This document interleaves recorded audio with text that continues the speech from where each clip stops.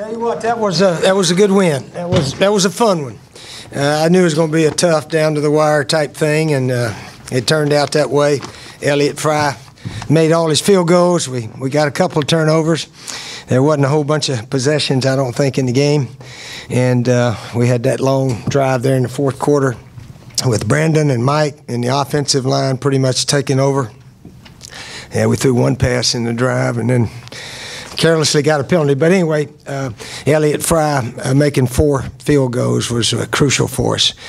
Time of possession, we were up there almost as good as Texas A&M was last week at over 36 minutes and made 7 of 13 third downs and 1 fourth. Our red zone offense wasn't very good as it should have been, but it worked out for us. So really proud of the entire team, all of them. We're not quite as talented as some of our teams in the past, that's obvious, but the kids hung in there and they played their hearts out. They played about as well as we could, had some careless, hit the quarterback late out of bounds, pretty stupid there, but overall our guys played well. Fans were super. They hung in there with us. I think they're starting to realize what kind of team we are. We're going to have to just scratch and get in a bunch of close games and try to find a way to win them somehow. So this was a good win for us, and hopefully we can build on it. Going to have to be in some close ones and scrape.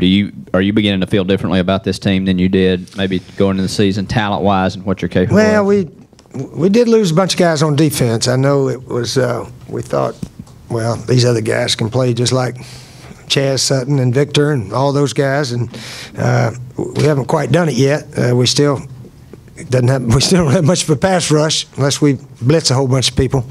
But we got to keep working on it, and got to keep trying to keep the quarterback in the pocket. Don't let him run out. Things of that nature. But again, our guys played pretty well. I think the coaches are actually pretty pleased the way defense played, offense, and special teams.